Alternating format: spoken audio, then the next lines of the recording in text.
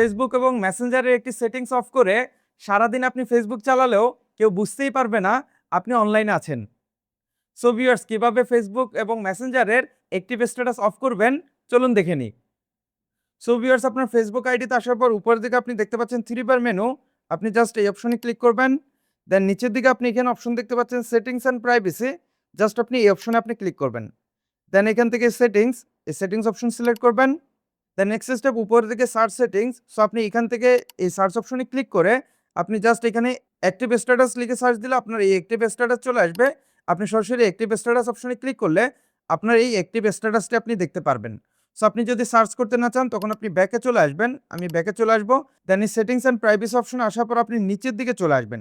নিচের দিকে আসার পর অডিয়েন্স অ্যান্ড ভিজিবিলিটি, এটা নিচের দিকে আপনি দেখতে পারবেন অ্যাক্টিভ স্ট্যাটাস। জাস্ট এই অপশন টাচ করলে আপনার সরাসরি অ্যাক্টিভ স্ট্যাটাস অপশন নিয়ে আসবে। সো আপনি এখানে আসার পর যদি এইরকম দেখেন, মানে এই অপশনটি যদি অন দেখেন, এর মানে আপনার অ্যাক্টিভ স্ট্যাটাসটি অন আছে। এই অপশনটি অন রাখা অবস্থায় আপনি ফেসবুক ব্যবহার করলে আপনার ফ্রেন্ড লিস্টে যারা ফ্রেন্ড আছে তারা যখন আপনি ফেসবুক ব্যবহার করবেন তারা আপনাকে অ্যাক্টিভ দেখতে পারবে যে এখন আপনি ফেসবুক চালাচ্ছেন। সো আপনি এই অপশনটি অফ করার জন্য জাস্ট এই অপশন টাচ করবেন। দেন টার্ন অফ, এই অপশনে আপনি ক্লিক করে দিবেন। দেন আপনি দেখতে পারবেন আপনার অ্যাক্টিভ স্ট্যাটাস এটা অফ হয়ে গেছে।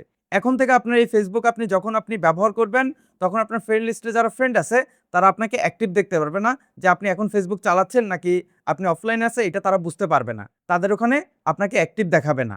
সো এখন আপনার মেসেঞ্জারে অ্যাক্টিভ স্ট্যাটাস অফ করার জন্য আপনি সরাসরি মেসেঞ্জারে চলে আসবেন। মেসেঞ্জারে আসার পর নিচের দিকে মেনু, এই অপশনে আপনি ক্লিক করবেন।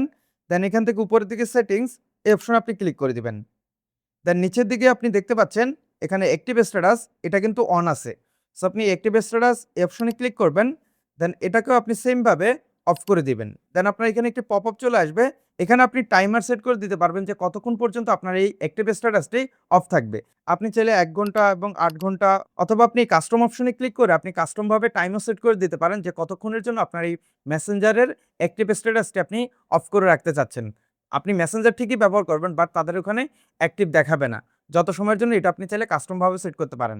এছাড়া আপনি আনটিল আই চেঞ্জ ইট, এই অপশনটি যদি আপনি সিলেক্ট করেন তাহলে কি হবে, আপনি যতক্ষণ পর্যন্ত না এই অপশনে আবার এসে আপনি এই অপশনটি অন করবেন ততক্ষণ পর্যন্ত আপনার এই মেসেঞ্জারের অ্যাক্টিভ স্ট্যাটাসটি অন হবে না।